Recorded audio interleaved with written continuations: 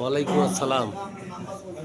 আমি প্রথমে ধন্যবাদ জানাই যে শ্রমিক পার্টির কমিটির পক্ষ থেকে আজকে আপনাদেরকে এখানে মত বিনিময় সভা করার জন্য একটা ব্যবস্থা করেছে এবং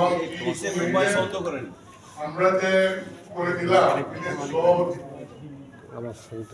সাধারণ সম্পাদক আসলে দুইজনেই শ্রমিক রাজনীতির অভিজ্ঞ। তারা আমার মনে হয় জীবনের প্রথম থেকে শ্রমিকদের সংগঠন করে আসছে এবং শ্রমিকদের বিষয়ে তাদের যথেষ্ট জ্ঞান পরিমা এবং দক্ষতা এবং স্যাক্রিফাইস সবকিছু আছে।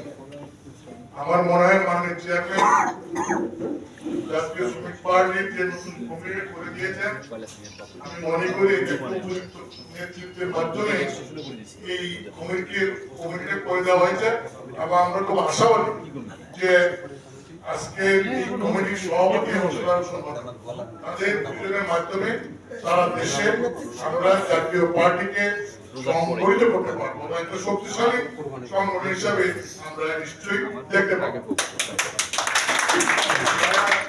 আমাদের চেয়ারম্যান